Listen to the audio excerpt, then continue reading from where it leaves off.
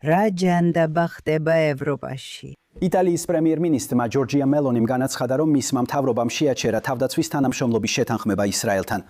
მემარჯვენე რადიკალური მთავრობა აქამდე ერთ-ერთი ყველაზე ახლო მხარდამჭერი იყო ისრაელის ევროპაში. ის ევროპაში დონალდ ტრამპის ყველაზე ახლო მოკავშირედ მიიჩნეოდა, მაგრამ მან დააგმო მისი გადაწყვეტილება ირანთან ომში შესვლის შესახებ. ევროპაში ხალხს მშვიდობა უნდა. მათ არ ესმით, რომ ის მშვიდობა, რაც მათ სურთ, ბევრად უარესია ვიდრე ომი. თქვენ გყავთ მტერი, რომელიც ბოროტების არსია. უფრო კონკრეტულად, დღეს გვინდა ყურადღება გავამახვილოთ იტალიის პრემიერ-მინისტრ ჯორჯია მელონიზე, რომელსაც ადრე ტრამპის ჩამჩურჩულებელს ეძახდნენ და ის დიდი მეგობარი იყო ისრაელის.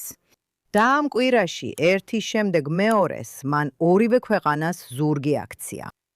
ამ თემაზე სასაუბრო ჩემთან ერთად არის ჩემი ძვირფასი მეგობარი და კოლეგა, ფიამა ნიერენშტეინი, რომელიც არა მხოლოდ ტერორიზმის, ახლო აღმოსავლეთისა და ანტისემიტიზმის ექსპერტია.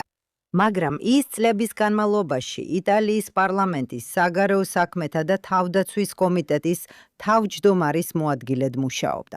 ამიტომ ის იტალიის პოლიტიკას სრულად იცნობს და ასევე პირადად იცნობს მელონის.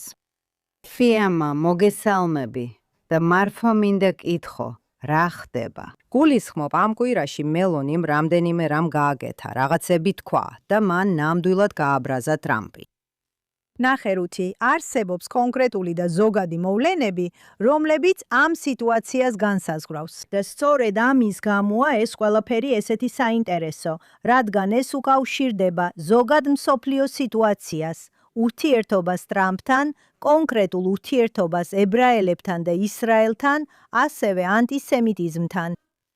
და ეს უკავშირდება ერთ ადამიანს, ქალს, ახალგაზრდა ქალს, რომელიც დღემდე არ ყოფილა მშვიდი, მაგრამ ნამდვილად იყო დაბალანსებული ფიგურა ისრაელთან და ზოგადად დასავლურ სამყაროსთან ურთიერთობაში. ასე რომ თქვათ, ბოლო მოვლენები აკავშირებს ტრამპს, პაპს, იტალიას და ევროპას. ტრამპი და პაპი. რა მოხდა პაპთან დაკავშირებით? პაპმა წარმოთქვა სიტყვა, სადაც როგორც ბევრი პაპი მშვიდობისთვის ილოცა. მაგრამ მშვიდობისთვის ლოცვა თავდასხმა იმაზე, ვინც ომი დაიწყო. მაგრამ რა სახის ომი? ის ამბობს კოლონიალისტური ომი. ეს დონალდ ტრამპს ძალიან აბრაზებს. და იცით, სინამდვილეში, როცა ამბობთ კოლონიალისტურ ომს, ეს ომის მიმართ ძალიან სიმპათიურად არ ჟღერს. ეს უბრალოდ ზოგადი დაგმობა არ არის იმათ მიმართ, ვინც ომი წამოიწყო.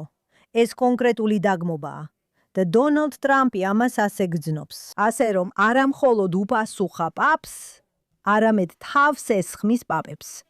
და თქვა, თქვენ რა გესმით ასეთი რაღაცების შესახებ? უბრალოდ ილოცეთ.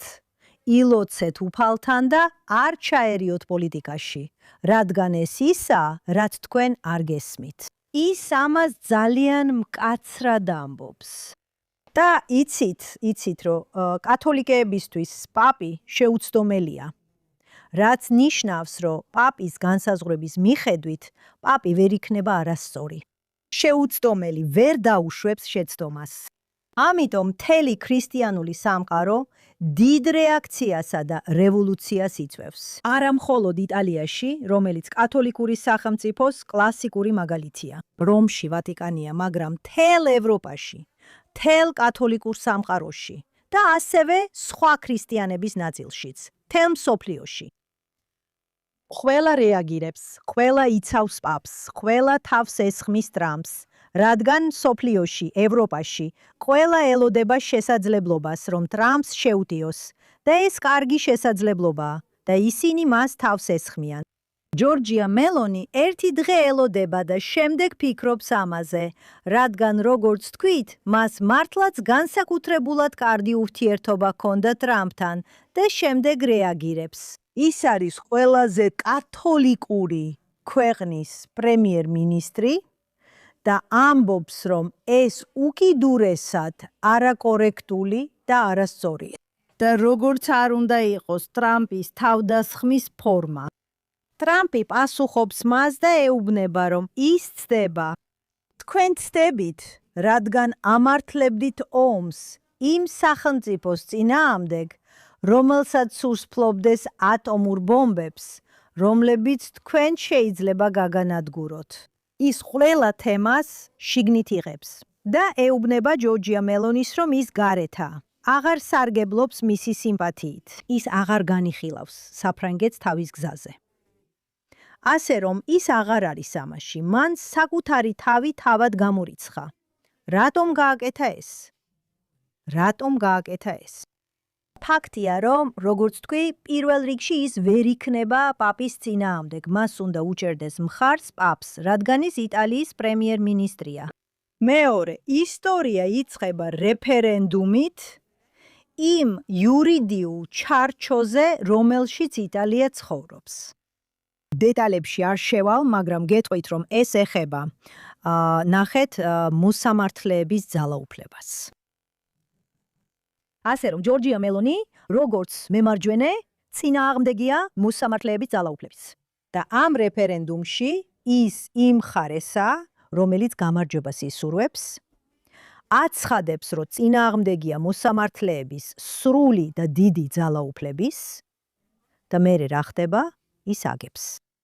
მემარცხენეები იმარჯვებენ. ამიტომ მემარცხენეები მას ძალიან კაცრად ეკიდებიან. და ის იწყებს ფიქრს, რა არასწორად გავაკეთე. ამასობაში ორბანი თავის ბრძოლას აგებს. მემარჯვენე ფრთა, რომელიც ევროპაში, როგორც იცით, ცეთი ჩანდა, თითქოს ის მაინც გაიზრდებოდა. ძირითადად იმიგრანტების პრობლემის გამო მიმართულება შეიცვალა. და ის აღმოჩნდება ისეთ სიტუაციაში, სადაც იწყებს ფიქრს. იქნებ რაღაც პატარა მემარცხენე ელემენტი უნდა გავზარდო იტალიელი ხალხის კონსენსუსში. ასე რომ ეს ორი რამ ერთად, რაც იქ იყო ღაზას ომის დროიდან, იმიტომ რომ მას გარშემო ყავდა ადამიანები, რომლებიც ურჩევდნენ გენოციდს, შიმშილს, ბავშვების მკვლელობას და სხვა მსგავს რამეებს. და ის ცდილობდა წინააღმდეგობის გაწევას, მაგრამ სულ ამბობდა, შეწყვიტეთ ომი, ნუ გააკეთებთ ამას, ნუ გააკეთებთ იმას. დიახ, ჩვენ ისრაელის მხარეს ვართ, მაგრამ ამჯერად მან სრულიად დანებდა. მან დანებდა და თქვა, ვაუქმებ ჩემ შეთანხმებას. მან არ უთქვამს ვაუქმებ, თქვა, აღარ განვაახლებ. და აქაც იცი არის მომავლის იმედის ჩრდილი. ის ამბობს, მე აღარ განვაახლებ ხელმოწერას. იმ შეთანხმებაზე, რომელიც მგონი 2004 წელს გაფორმდა იტალიასა და ისრაელს შორის თავდაცვის შეთანხმების სახით. და ეხლა ყველაფერი ერთ ქვაბშია ჩაყრილი. და აქ თქვენ გაქვთ ურთიერთობა ტრამპთან და ურთიერთობა ისრაელთან, რომლებიც იტალიის მოსახლეობის მინიმუმ ნახევრისთვის ძალიან ცუდ ურთიერთობებად ითვლება. და ასე რომ ჯორჯია მელონიმ დასავლეთისადმი ერთგულება დატოვა, რათა ახალი გზა ეცადა. ეს არის ის, რაც ეხლა ხდება. არ ფიქრობ, რომ ის ამას სრულად უჯერებდა, მაგრამ იცით ეს ექსპერიმენტია, რომ კვლავ მოიპოვოს მხარდაჭერა, რომელიც მას ცოტა დაკარგულად მიაჩნია. რამდენად ირონიულია, რომ მემარცხენეები, განსაკუთრებით კი უკიდურესი მემარცხენეები დასავლეთში, როგორც წესი რელიგიის მხარდამჭერები არ არიან, ხომ ასეა?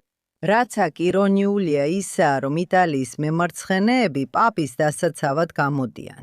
და დარწმუნებული ვარ, რომ ამ მემარცხენეებიდან ბევრს ვატიკანი არ მოსწონს და არც ძველი კათოლიკური ტრადიციები, მაგალითად აბორტის, გეების და ფემინიზმის წინააღმდეგობა. მაგრამ რა თქმა უნდა, პაპების მზარდი პროგრესულობის ფონზე ისინი უფრო ინკლუზიურები ხდებიან. მაგრამ რაც მინდა კითხო ესა, კარგი, პაპმა მხოლოდ ის არ თქვა, რომ ომები ცუდია, როგორც შენ თქვი, ანუ პაპები ყოველთვის ამბობენ, რომ ომები ცუდია და იცი იესო ქრისტე ომის წინააღმდეგია. მან ასევე თქვა, რომ უნდა შევთყვიტოთ ისლამის შიში. და მან მიმართა, მან იზრუნა, ეს პირველი პაპი არ არის, ვინც ასე მოიქცა, ანუ ფაქტობრივად მუსლიმებისკენ იხრება. ეს რომ ეს მხოლოდ კათოლიკურ სამყაროს არ ეხება. რაც გვაქვს, ისევ ემთხვევა იმიგრაციას და ყველაფერ ამას. მაგრამ პრეზიდენტმა ტრამპმა ერთ-ერთი რამ, რაც აღნიშნა, იყო ის, რომ სად იყავით მაშინ, როცა ათასობით, 10,000-ობით ირანელი ისლამური რეჟიმის მიერ იხვრიტებოდა. რა გვიგია თქვენგან კითხვა, რატომ აკეთებენ ამას? საინტერესოა. ძალიან საინტერესოა. შეგიძლიათ 10,000-ობით ირანელს, რომლებიც დახოცეს, მიუმატოთ 10,000-ობით ქრისტიანი, რომლებიც მუსლიმებმა მთელ აფრიკაში და სხვაგან დახოცეს, რადგან იცით, ისლამური ტერორიზმის ტერორისტული თავდასხმები ყველგანაა, ევროპაშიც არის. ეს საკმაოდ სერიოზული თემაა, რომელსაც ეკლესია უარს ამბობს შეეხოს, რადგან უბრალოდ ამის განსაზღვრისთვის არსებობს ერთი სიტყვა. ეს არის შიში. ისინი ეშინიათ ამ უზარმაზარი ახალი ტალღის, რომლის გაქრისტიანებასაც ჯერ კიდევ იმედოვნებენ. ფიქრობენ, რომ ოდესმე შეძლებენ მათ მოქცევას. და შემდეგ ნახეთ, ნებისმიერ შემთხვევაში, ერთადერთი, ვინც ამ პრობლემას შეეჭიდა, იყო წინა პაპი, ის ვინც ფრანცისკუსამდე იყო, რომელიც სრულიად კატოკომუნისტი იყო, იტალიურად ვამბობ, კატოკომუნისტი. ფრანცისკუსამდე მყოფი პაპი. და ის, ვინც მის წინ იყო, სწორედ ის არის, ვინც ერთ მომენტში გადაწყვიტა, რომ აღარ სურდა გაგრძელება. ბენედიქტე სწორედ ამის გამო იყო, იმიტომ რომ გაბედა და ისლამს შეუტია, თქვა, რომ ისინი რაღაცებს ჩვენგან განსხვავებულად ხედავენ. მან ზუსტად არ თქვა, რომ ისინი სიკვდილს უფრო მეტად უყვართ ვიდრე ჩვენ სიცოცხლე, მაგრამ მისი კრიტიკის ღრმა აზრი სწორედ სიცოცხლესა და სიკვდილს ეხებოდა. და ბოლოს საბოლოო ჯამში ტერორიზმი და რწმენის გამო მკვლელობა. ის ძალიან წინააღმდეგი იყო ამის. მან ამაზე წიგნიც დაწერა. ის ძალიან კაფიო იყო თავის პოზიციაში და შემდეგ მას გადადგომა მოუწია. სინამდვილეში ეს იყო პაპი, რომელმაც გადადგა უდიდესი, მაგრამ მაინც ნახე საუბარი იმ კონსენსუსზე, რომელიც შენ სწორად შენიშნე პაპის მიმართ, თუნდაც იმ მხრიდან, ვისაც არასდროს განსაკუთრებით უყვარდა არც მღვდელი, არც ეკლესია, არც პაპი. რომლებიც ბევრად უფრო რადიკალურები არიან ვიდრე პაპი. ხედავ, ბევრად უფრო რადიკალურები ვიდრე პაპი. იმიტომ რომ, ჩვენ არ ვიცით, რას ფიქრობს ეს პაპი სქესის შეცვლაზე ან ასაკში შესვლაზე, მაგრამ ეს არ არის ის საქმე, რასაც აკეთებენ ის ხალხიც კი, ვინც ამბობს, რომ ეს პაპი მართალია. რაშია ის მართალი ტრამპის წინაშე? დღეს პრობლემა ტრამპია. ტრამპი. მაშასე რა ხდება დღეს და ეს არის ის, რაც მე ვფიქრობ. საჭიროებს ბევრ ფიქრს, განსაზღვრას და მცდელობას გავიგოთ, რატომ არის ტრამპი. ასევე ფიქრობ, რომ ტრამპმა დიდად არ მოუტანა წარმატება იმ არჩევნებს, სადაც ორბანი დამარცხდა, მეშინია რომ მელონი შიშობს, რომ ტრამპის შეერთებულ შტატებთან და თავად ტრამპთან ურთიერთობა არ მოუტანს წარმატებას იმ არჩევნებში, რომლებიც ერთი წლის შემდეგ გაიმართება. ამიტომ? იცი რატომ? იმიტომ, რომ ევროპას ყოველთვის საშინელი სირთულეები აქვს საკუთარი იდენტობის განსაზღვრაში. რა არის ევროპა? საფრანგეთი და გერმანია, ინგლისი და საფრანგეთი, ან ესპანეთი და იტალია და გერმანია. ეს ქვეყნები 1000-ობით წელია ომობენ ერთმანეთთან და წინა საუკუნეშიც კი ზუსტად ამას აკეთებდნენ, იბრძოდნენ როგორც მოძალადეები. წარსულში პირველი მსოფლიო ომი იყო საშინელი სისხლიანი განადგურება და ასევე ღირებულებების განადგურება. სწორედ აქ ჩნდება შეერთებული შტატები. ეს ის დროა, როცა ევროპა ეცემა და შეერთებული შტატები ამოდის როგორც მსოფლიო ძალა, რომელიც შეცვლის მსოფლიოს, რომელიც გახდება პირველი მსოფლიო ძალა, ასე არ იყო პირველი მსოფლიო ომამდე. ეს მაშინ ხდება, როცა ევროპა საკუთარ თავს ანადგურებს. და შემდეგ მეორე მსოფლიო ომი, რომელიც ყველამ ვიცით რა იყო? ფაქტობრივად. საძიზღარი ომი, სადაც შოა მოხდა. ჰიტლერისა და მის გვერდით მდგომი კიდევ ერთი პატარა დიქტატორის მუსოლინის ხელით, რომლებიც იბრძოდნენ, მაგრამ ვერ იგებდნენ. თუ ამერიკა იქ არ იქნებოდა, ვინ იცის, მიუხედავად იმისა, რომ ჩერჩილი გმირი იყო და მთელი თავისი ძალით ინგლისი ომში ჩართო, მაინც ამერიკა გჭირდებოდა. მას შემდეგ ევროპამ თავი ვერ იპოვა და დღემდე ღია ანგარიში აქვს შეერთებულ შტატებთან, რომლებმაც ყოველთვის გადაარჩინეს და ყოველთვის დაამტკიცეს, რომ სხვებზე ძლიერები არიან.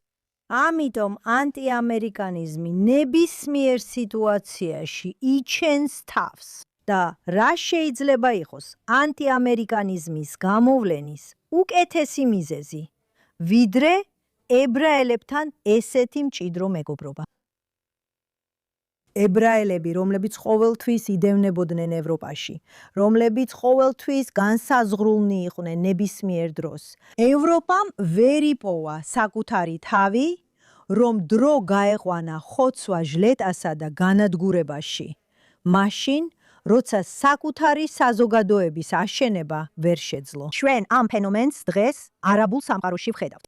ისინი დროს ხოცვა ჟლეტასა და ებრაული სახელმწიფოს განსაზღვრაში ატარებენ. ეხლა შიიტებზე ვსაუბრობ, რომლებიც ვერ ახერხებენ საკუთარი არსებობის, სიმდიდრისა და საზოგადოების შექმნას. ასე რომ ევროპას აქვს ეს ორი საკითხი, რომლებსაც ვერ წვდება, რადგან ევროპა საკუთარ თავს ვერ პოულობს. და ეს ერთ-ერთი ასეთი დროა, იცით, დასაწყისიდანვე, 7 ოქტომბრიდან მოყოლებული. თუ დააკვირდებით ჯორჯია მელონის, ხო, იცით, მას ვერ დაახასიათებ ისე ცუდად, როგორც ესპანეთს, ნამდვილად არა. ესპანეთი იყო, არასდროს დამავიწყდება 7 ოქტომბრის შემდეგ, რამდენიმე დღეში, სანჩესი იდგა წინ. ის გაეზაში წავიდა, უკვე ცეცხლის შეწყვეტას ითხოვდა, სანამ ყველაფერი დაიწყებოდა. ის უკვე პალესტინელების მხარეს იყო. მე ვფიქრობ, რომ ის სხვა სამ ევროპულ სახელმწიფოსთან ერთად იყო, იმათთან, რომლებმაც პალესტინის სახელმწიფო აღიარეს და მის სასარგებლოდ მისცეს ხმა. ევროპაში უკვე 4 სახელმწიფომ გააკეთა ეს, მაგრამ ევროკავშირს ჯერ არ გაუკეთებია. ძირითადად იმიტომაც, რომ ორბანს ყოველთვის შეეძლო ვეტო დაედო ბევრ რეზოლუციაზე. და დაეხურა კარი იმის შესაძლებლობისთვის, რომ ეს მოხდებოდა. ეს ოფიციალურად არასდროს შემოუთავაზებიათ, რადგან ევროკავშირი და ჯორჯია მელონი ყოველთვის ამბობდნენ, მე ორი სახელმწიფოს, ორი ხალხისთვის ვარ. მაგრამ როცა დადგება დრო, რომ პალესტინელები უარს იტყვიან ისრაელის სახელმწიფოს განადგურების იდეაზე, დაახლოებით ეს არის მისი პოზიცია, როცა პალესტინელები ამისთვის მზად იქნებიან, ეს იქნება გზა. მაგრამ ამავდროულად მისი მოთხოვნა ცეცხლის შეწყვეტის შესახებ. ისინი სულ იქ იყვნენ ბაიდენთან, უწყვეტად, ყოველთვის. მისი განცხადებები იმის შესახებ, რომ არა, რას ამბობთ. რომ ისრაელი პასუხობდა არაბალანსირებულად. როგორ ამბობთ ამას? არსებობს სპეციალური სიტყვა, რო თქვათ არაბალანსირებული, ასე რომ over responding. არაპროპორციულად. არაპროპორციული. შემდეგ ვიღაცამ მკითხა მას გენოციდზე. მას არასდროს დაუკავებია პოზიცია. არასდროს უთქვამს სიტყვა გენოციდი, მაგრამ არც უარყვია ეს სიტყვა და მისცა საშუალება გავრცელებულიყო მოსახლეობაში. და ეხლა უკვე არსებობს ბევრი სხვა პოზიციაც, რომელიც დაიკავეს. და კიდევ ერთი მნიშვნელოვანი რამ იყო ის, რომ მან თქვა, მაგრამ თქვენ უარი თქვით ისრაელისთვის იარაღის მიყიდვაზე, რადგან ჩვენი კონსტიტუცია კრძალავს იარაღის გაყიდვას ნებისმიერ ქვეყანაზე, რომელიც ომშია. ასე რომ, იცით ეს მცდელობა თუ წყლის არევა, რომ არავინ გაიგოს ზუსტად რას ამბობს. მაგრამ ეხლა ნათელი ხდება, რასაც ამბობს, როცა უარს ამბობს, რომ მისცეს. გამოიყენოს სიგონელას ბაზა, რომელიც იტალიაში ამერიკული ბაზაა, ირანის დაბომბვის ფრენებისთვის. ამიტომ ფიქრობ, იცით, პოლიტიკა არის პოლიტიკა და შემიძლია გავიგო, რომ მას ასე მიაჩნია. პაციფიზმი. ეს არის დაავადება, რომელსაც ტვინი არ აქვს, მხოლოდ გული აქვს. ხალხს მშვიდობა უნდა, ევროპაში ხალხს მშვიდობა უნდა. ისინი ვერ ხვდებიან, რომ ის მშვიდობა, რაც მათ უნდათ, ბევრად უარესია ვიდრე ომი. რადგან ის აძლევს იარაღს იმ მხარეს, რომელსაც სურს მოკლას და მოკლას და მოკლას. და როცა ჩვენ დაგხოცავენ, შემდეგ მათაც მოკლავენ. ამის გასააზრებლად ტვინი არ აქვთ. საოცარია, როგორ დაკარგეს გონებრივი პროცესი, რომელიც აძლევდა საშუალებას გაეგოთ, რომ 1+1 არის 2, ეხლა ეს აღარ არსებობს. ეს უბრალოდ აღარ არის. იცი, შენ ხო ესეთი ექსპერტი ხარ. ამდენი გაქვს დაწერილი ანტისემიტიზმზე. შენ და შენი ძველი მენტორი, მეგობარი, კარგი მეგობარი, გარდაცვლილი, რობერტ ვესტრიჩი, რომელმაც ამ თემაზე ძალიან ბევრი დაწერა. როგორც შენ და მან არაერთხელ აღნიშნეთ, რაც ებრაელებზე იწყება, ებრაელებზე ანთავდება. და საზოგადოებები, რომლებიც ანტისემიტიზმს აძლევენ საშუალებას გავრცელდეს, დაქვეითებული და მომაკვდავი საზოგადოებები არიან. ეხლა კი ევროპული ქვეყნები, რომლებიც თითქოს დასავლური, განახლებული მოკავშირეები უნდა ყოფილიყვნენ შეერთებული შტატებისა და ნატოსთან ერთად და ასე შემდეგ, ისინი ამას ემორჩილებიან, განსაკუთრებით 7 ოქტომბრის შემდეგ, მიუხედავად იმისა, რომ მეორე მსოფლიო ომის შემდეგ ეს ტაბუდადებული იყო. ანტისემიტები იყვნენ, მაგრამ საჯაროდ ებრაელების სიძულვილი მიღებული არ იყო. დიახ, ეს იმიტომ იყო, რომ მათთვის რთული იყო ანტისემიტიზმსა და ადამიანის უფლებებს შორის კავშირის შექმნა. სწორედ ეს არის მიზეზი. მათ შეეძლოთ ეს ღიად საჯაროდ გაეკეთებინათ, უბრალოდ გამოეცხადებინათ თავიანთი ანტისემიტიზმი. იმ მომენტში, როცა შეეძლოთ ეთქვათ, რომ მათი ანტისემიტიზმი პალესტინელ ბავშვებს იცავს. ხვდებით, რას გულისხმობ? რატომ ასე? ეს დიდწილად იმიტომ ხდება, რომ ესეთი მიდგომა ჩამოყალიბდა და გაძლიერდა. და შემდეგ პირველად კომუნისტური იდეოლოგიიდან. საბჭოთა კავშირი იყო ის, რომელსაც მართლაც ფანტასტიკური იდეა ჰქონდა. წარმოედგინათ, რომ ადამიანის უფლებები, შავკანიანების, ქალების უფლებები, რომლებსაც კაპიტალიზმი არ ღვევდა, კომუნისტები კი მათ იცავდნენ. და ამ ირგვლივ მათ შექმნეს უამრავი ალიანსი მესამე სამყაროს ქვეყნებთან, რომლებიც შემდეგ გაეროში გადაიტანეს. ეხლა გაერთიანებული ერების ორგანიზაცია მათ ემსგავსება და ძლიერად ავითარებს ამ არსებობის გზას. 60-იან წლებში, ხრუშჩოვის დროს. ხრუშჩოვი, რომელიც ამგვარი წყობის შექმნის გენიოსი იყო. და იქაც ურთიერთობა კომუნისტურ ქვეყნებს, საბჭოთა კავშირსა და მესამე სამყაროს ქვეყანას შორის მყისიერად სასიკვდილო ხდება ისრაელისთვის და ასევე შეერთებული შტატებისთვისაც. ეს არის ის, რამაც პირველ რიგში 1975 წელს შესაძლებელი გახადა რეზოლუცია სიონიზმი, რასიზმია. კარგი? რაც შეეხება მე, მახსოვს პირველად რო გავიგე ამ რეზოლუციის შესახებ, ნამდვილად ვერ გავიგე, რასთან ქონდა საქმე. როგორ შეიძლება ეს ორი ტერმინი ერთად იყოს გამოყენებული? იცით, მართლა რთული იყო იმის გაგება, როგორ.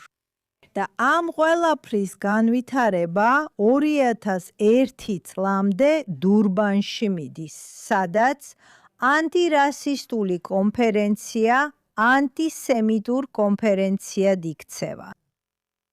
ეს გრძელი გზა, რომელსაც ევროპა ძალიან ხშირად გადიოდა. რადგან ევროპა, ევროპის კავშირი და გაერო ერთად მუშაობდნენ, ცდილობდნენ საკუთარი იდენტობის განსაზღვრას. ადამიანის უფლებების იდეის მეშვეობით, რომელიც გადაიქცა ღარიბების, მიგრანტების, მესასამე სამყაროს უფლებებად და დასავლეთის, დასავლური ცივილიზაციის, იუდეურ ქრისტიანული საზოგადოების წინააღმდეგ. აი ეს არის. შეიძლება ძალიან შევზღუდე ეს კონცეფცია, მაგრამ სწორედ ეს არის. არ ვიცი, რამდენად გასაგებად საუბრობ. გასაგებად საუბრობ, მაგრამ ხედავ ისევ იცი, მე ნაივური ვარ, მესმის. მაგრამ ამ ლიდერებმა და მელონიმაც ნამდვილად, ამ ლიდერებმა ისინი ამერიკის შეერთებულ შტატებში ყოფილან. ბევრი მათგანი ისრაელშიც ყოფილა.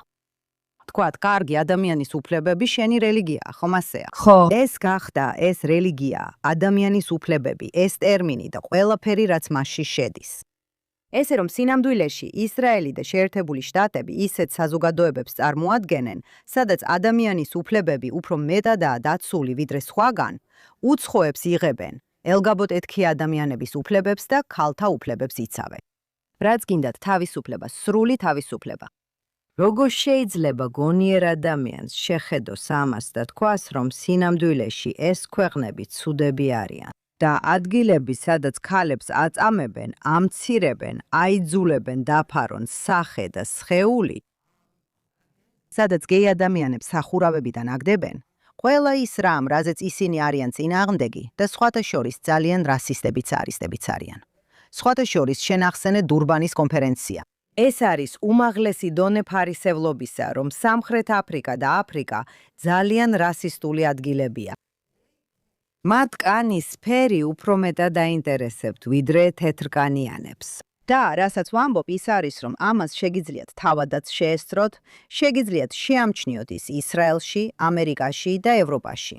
და მაინც უარყოთ ეს, თვალები დახუჭოთ ამაზე და მაინც ისლამოფაშისტების მხარეს დადგეთ, როგორღაც ისინი მსხვერპლებად მიიჩნიოთ. ხედავთ, მაგრამ ეს კონცეფციების ომია, იცით? ჯერ მინდა რაღაც თქვა ჯორჯია მელონთან დაკავშირებით. მელონი ესეთი არ არის, რადგან ჯორჯია მელონი მემარჯვენე ადამიანია. უნდა გაითვალისწინოთ, რომ ის უბრალოდ ამ გზას არ მიყვება. მისი გზა განსხვავებულია. ის ამბობს, მე ქალი ვარ, დედა ვარ, ქრისტიანი ვარ, ოჯახისთვის ვარ. ასე რომ ის სხვა გზას ირჩევს. შემდეგ დგება პოლიტიკის მომენტი, როცა მას უნდა ესმოდეს, რომ ის პოლიტიკა, რომელსაც ეხლა აღწერთ, მასზე ძლიერია. და ეს ცუდად ეხება იმიგრაციის საკითხს, რადგან ამაზე ის მამაცი იყო. ანუ მან სცადა იმიგრაციის შეჩერება. გამოუვიდა? არა, არ გამოუვიდა. ძალიან რთულია იმიგრაციის შეჩერება, რადგან იმიგრაცია ნიშნავს მილიარდობით ადამიანს, რომლებიც ევროპაზე ზეწოლას ახდენენ. იცით, რომ ევროპის ბევრ დედაქალაქში ახალშობილებს ყველაზე ხშირად სახელად მოხამედი ეძლევათ. იტალიაში ჯერ ასე არ არის, რადგან ეს პროცესი გარკვეულწილად შეკავებულია. ვერ ვიტყვევი, რომ შეჩერდა, მაგრამ უფრო მეტად არის შეზღუდული. ასე რომ იქ ალხა ისეთი დამახჩობელი არ არის, როგორც სხვაგან. ის იქ არის და შემიძლია ბევრი შემთხვევა მოგიყვეთ, რაც ამას ადასტურებს. და ასევე ამასთან დაკავშირებით ბევრი კრიმინალიც არის, მაგრამ ჯორჯია მელონი ამაზე has been კარგი იყო, უფრო მეტიც მამაცი იყო. she's ის განსხვავებულია. და ასევე ვფიქრობ, რომ მან მთელი იტალიის მემარჯვენეებთან ერთად ანტისემიტიზმი მოინანია. არ ვიტყოდი, რომ მას არასდროს. ამის კვალი ახალგაზრდობაში მაინც უგრძნია, რადგან მოძრაობა, რომელსაც ის ეკეკუთვნოდა, ანტისემიტური იყო. ასე რომ შეიძლება სადღაც მისი ნაწილისა და მისი მოძრაობების გავლენით ეს ეკო კიდევ არსებობს და ზოგჯერ მასაც ეს გრძნობა აქვს. მაგრამ სინამდვილეში ის კარგი იყო. მახსოვს, როდესაც იტალიის პარლამენტში ვიყავი, დავაარსე ანტისემიტიზმის წინააღმდეგ კომისია და რადგან ის ახალგაზრდობის მინისტრი იყო, მე მოვისმინე მისი სიტყვები. მე მოусმინე მას. და მე მას ყოველდღიური ურთიერთობიდან ვიცნობ. პარლამენტში ყოველთვის ხედავდი მას. she's ის კარგი მეცნიერია. ანუ, მას ბევრი რამ იცის. ის სულ სწავლობს. ინგლისურად კარგად ლაპარაკობს, რაც იტალიელი პარლამენტარისთვის დაუჯერებელია. ეს იშვიათი რამეა. იმედი მაქვს ეს იცვლება. ჩემს დროს ეს მართლაც საშინელი იყო. მაგრამ როცა მოვისმინე, როგორ ლაპარაკობდა ანტისემიტიზმზე, მისი აღწერა, მისი კვლევები, მართლაც ძალიან ჩამოყალიბებული იყო, როგორც თქვენ ამბობთ. მახსოვს, კმაყოფილი ვიყავი და ჩემთვის ვიფიქრე, ნახე, ეს არ იყო. such a ესეთი ანტისემიტიზმის ცუნამი, როგორიც დღეს ჩანს. ანტისემიტიზმი იყო, მაგრამ მან ის აღწერა უშეღავათოდ, პირდაპირ, გამართლების გარეშე და სურვილით, რომ მას შებრძოლებოდა. ამიტომ უნდა ვთქვა, რომ ის ესეთი არ არის. იმ ტიპზე, რომელსაც ეხლა აღწერთ, უნდა გვახსოვდეს, რომ არსებობს ორი კონცეფცია, რომელიც ეჯახება ამ მენტალიტეტს. და სწორედ ამიტომ ისინი არასოდეს მიიღებენ მაგალითად იმას, რომ ისრაელი ესეთი ლიბერალური ქვეყანაა. რატომ? იმიტომ, რომ ისრაელი არის და თავს ერად გრძნობს. ეროვნების კონცეფცია ეჯახება ყველა იმ აღწერას, რაც ეხლა გააკეთეთ. და მე ვფიქრობ, რომ თუ გიყვარს შენი ქვეყანა, თუ ხარ ნაციონალისტი და მაგალითად ევროპაში თუ არ ხარ თლიანად საკუთარი თავი კი, იტალიელი ხარ, მაგრამ ძალიან გინდა ევროპა და აუცილებლად უნდა უჭერდე მხარს ევროპას. და არ უნდა დადგეს დღე, როცა იტყვი, მე ევროპის საფუძვლებს ვაკრიტიკებ. თუ ასე მოიქცევი, თამაშიდან გამოგრიცხავენ. რადგან ისევ წინ აყენებ შენს ნაციონალისტურ ბრძნობას და ნაციონალიზმი და ფაშიზმი, ყოველთვის ერთად მიდის. ეს არის პირველი. მეორე და შეიძლება ეს უფრო წინ უნდა დააყენო, ეს არის ომი. რა ომს აწარმოებ? რა მეუბნები, რომ ომს აწარმოებ, იმიტომ რომ შენი თავი გადაარჩინო? არა. ეს არ არის. ეს ჩემთვის საკმარისი არ არის. გინდა შენი თავი გადაარჩინო? წადი და სხვას უთხარი ეს. რაც მინდა რომ გააკეთო, არის მშვიდობის დამყარება. იმიტომ რომ ჩვენ მშვიდობა გვინდა. თორე სხვა შემთხვევაში ბავშვების მკვლელი ხარ. სხვა შემთხვევაში გენოციდი გინდა. მათთვის ომისა და ერის კონცეფცია მიუღებელია. იმ მომენტში, როცა ეს საკითხები დღის წესრიგში დადგება, მთელი ევროპა საშინლად დაიბნევა. ასე რომ თქვენ არ ყავთ მხოლოდ ესპანელები, არამედ იქ დგანან ბრიტანელები, ფრანგები, ყველა. და იცით ეს ლიბანის საკითხიც, თუ მათთვის ასე რთულია ამის გაგება. 60,000 ისრაელელი გამოასახლეს საკუთარი სახლიდან, რადგან ხიზბოლა მათ ყოველდღე დევნის. უკვე 30 წელია დღენიადაგ. თუ მათთვის ასე რთულია იმის გაგება, რომ ისრაელის ჩრდილოეთი უნდა გათავისუფლდეს ხიზბოლასგან. დიახ, ასეა. ეს საშინლად რთულია. რატომ? იმიტომ რომ ეს არაბული ქვეყანაა. ამიტომაც ეს ღარიბი ქვეყანაა. ამიტომაც მას დაცვა სჭირდება. და მაკრონი ამაში ჩემპიონია. ამიტომ ვფიქრობ ძალიან კარგად მოიქცა ისრაელი, რომ მაკრონი მოლაპარაკებებში არ დაუშვა. მოლაპარაკებებში. დიახ, აბსოლუტურად. აბსოლუტურად. ესე უნდა მოიქცეს ისრაელი. კარგი, ძალიან კარგი შენიშვნა გააკეთე მალონის შესახებ, რადგან ის პოლიტიკურად კონსერვატორია და ასე შემდეგ. ასე რომ ერთ წელიწადში არჩევნებია. მან ასევე ნახა, რა დაემართა ვიქტორ ორბანს. ის ასევე ხედავს, საით უბერავს პოლიტიკური ქარი მის ქვეყანაში, რაც პოლიტიკოსის საქმეა. მაგრამ შემდეგ ეს გეუბნება ერთ-ერთ ორ რამეს. ან ის არ სჯერა იმას, რასაც ამბობს. და ამას მხოლოდ იმიტომ აკეთებს, რომ ხელახლა აირჩიონ. ან კი ნამდვილად სჯერა ამის. და ეს რას მეუბნება მე?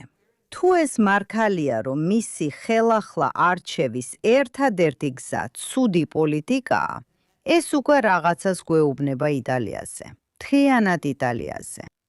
თუ ეს არის გზა, თუ ეს არის ის პოლიტიკა, რომელიც მას ხელახლა არჩევისთვის სჭირდება, მაშინ ის თავის იდეოლოგიას უგულებელყოფს, ან უბრალოდ ემორჩილება. და მაშინ, რასაც თქვენ ამბობთ, ეს ნიშნავს, რომ იტალია გარკვეულწილად დასრულებულია ამ მხრივ. დასრულებულია იმ გაგებით, რომ უარს ამბობს, ან როგორც თქვენ თქვით, ეროვნულ ხასიათზე, რაც სხვათა შორის ევროპისთვის ძალიან უცნაურია. რადგან თითოეულ ქვეყანას განსხვავებული ენა, განსხვავებული საკვები, განსხვავებული კულტურა აქვს. ეს ძალიან სასაცილოა. მხოლოდ ენის გამო ისინი სრულიად განსხვავებულები არიან, ხო გესმით? სრულიად განსხვავებულები. სრულიად განსხვავებულები. და ძალიან რთულია ევროპის აშენება, ფორმირება ზუსტად იმ მიზეზით, რასაც ახლა ამბობთ. არა მხოლოდ ისინი არიან განსხვავებულები, არამედ ერთმანეთის მტრები არიან, რასაც არ უნდა ამბობდნენ. ისინი ერთმანეთს არ უყვართ, მართლა არ უყვართ. თუ მოისმენთ რა სიტყვის ბრიტანელი ფრანგზე, იცით, მახსოვს როგორ შევედი ეკლესიაში, სადაც ნაპოლეონის საფლავია, რადგან მინდოდა მისი მონახულება.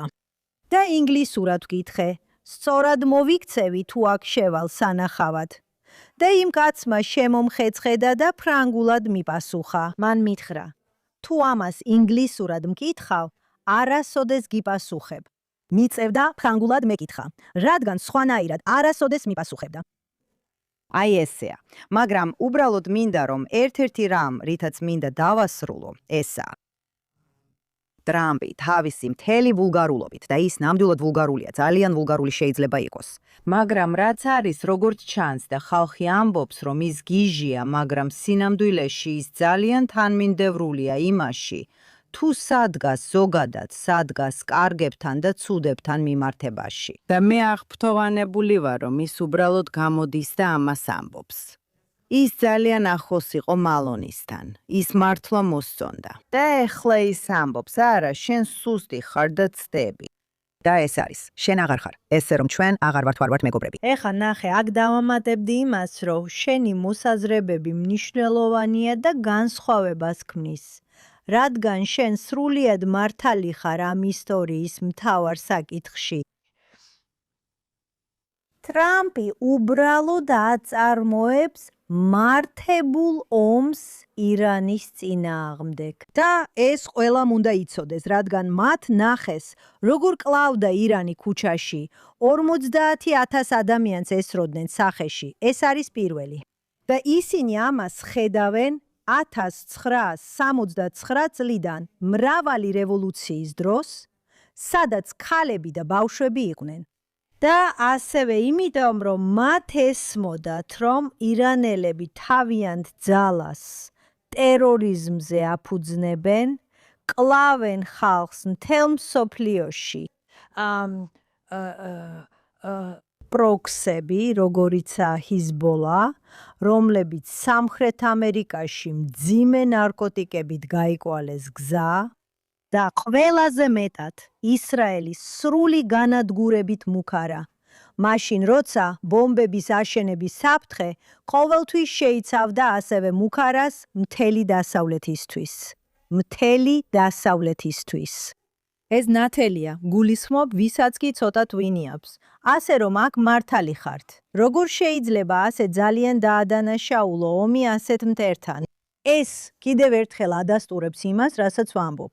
ეს არის ნებისმიერი გონივრული დისკურსის უარყოფა, რაც დღეს უნდა ხდებოდეს. თქვენ ყავთ მტერი, რომელიც ბოროტების არსია. ეს უნდა აღიაროთ. ასე რომ ეს პირველი საკითხია და ამაში მართალი ხართ. შემდეგ მოდის ტრამპი. კარგი, ტრამპი ამბობს, რომ თქვენ ევროპელები საძაგლები ხართ, რადგან არ გსურთ თქვენი თავდაცვისთვის ფულის დახარჯვა. კარგი. პაპი ამბობს, რომ მე კოლონიური მებრძოლი ვარ და მე არ ვარ კოლონიური მებრძოლი, უბრალოდ ომს ვაწარმოებ. მაგრამ გთხოვთ, თქვენ ამას ვერ ხვდებით. რატომ ამბობთ ამ სიტყვას კოლონიური? რას გულისხმობთ? და შემდეგ. ტრამპი ის ადამიანია, რომელიც ყოველთვის ზიზღის, უპატივცემულობის გამომეტყველებას იღებს. ასე რომ, იცით, მან შექმნა ეს სიტუაცია. და აქ კიდევ რაღაცას დავამატებდი.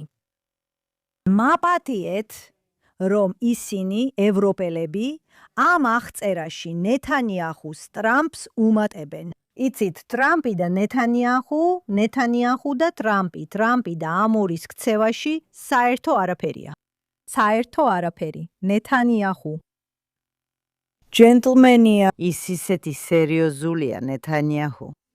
მაგრამ ეს კიდევ უფრო მეც ამბობს, ხო ხედავთ, იმიტომ რომ ის ფაქტი, რომ ისინი ერთად არიან მოხსენიებულნი, ამას გაჩვენებთ. თუნდაც ადამიანი, რომელიც საერთოდ არ არის უხეში, რომელსაც სერიოზულობა აქვს, რომელსაც შეუძლია საკუთარი თავის ახსნა ერთზე მეტ ენაზე, რომელიც მჭევრმეტყველია და ნათვად ლაპარაკობს. ისეთად, როგორც ტრამპი არ არის და არ წერს ტვიტებს. და ეს მათ თვალში მაინც არ ეხმარება მას. აი ამას გულისხმობ. კარგი, ასე რომ. ეს უბრალოდ ტრამპის ქცევაა. არა, მაგრამ იცი, ნეთანიაჰუსთან დაკავშირებით კიდევ ერთი საკითხი ჩნდება, რომელიც არის. ყოველთვის ასე ვხედავ, ეს ყველაზე მნიშვნელოვანია. ის ებრაელია. ასე რომ აქ მოდის კიდევ ერთი საკითხი. და იცი, შენი კითხვები ანტისემიტიზმზე სრულიად რეალური კითხვებია. იმიტომ რომ იმ ანტისემიტიზმის წინაშე, რომელსაც დღეს ვაწყდებით, მართლა უნდა დავჯდეთ, დავფიქრდეთ და ვეცადოთ რაღაც გავაკეთოთ. იმიტომ რომ 7 ოქტომბრის შემდეგ ბევრი ვიტირეთ, დავფიქრდით და ბრძოლა დავიწყეთ. ეხლა ამ ანტისემიტიზმის წინაშე ისევ ვტირით, ვფიქრობთ და ვერ პოულობთ ბრძოლის გზას. ასე რომ ვფიქრობ დროა, რომ ეს დავიწყოთ. And კარგი, ამ მნიშვნელოვან თემაზე საუბრის შემდეგ ვასრულებთ. და მოგიწოდებ ყველას წაიკითხოთ ფიამას არაერთი ყოველდღიური სტატია jns.org-ზე. ის ერთ-ერთი ყველაზე ნაყოფიერი ავტორია და განსაკუთრებით JNS-ში. და ყოველთვის განმანათლებელია და ყოველთვის სასიამოვნოა თქვენთან საუბარი. მაგრამ შემდეგამდე stay with me. Thank you so much.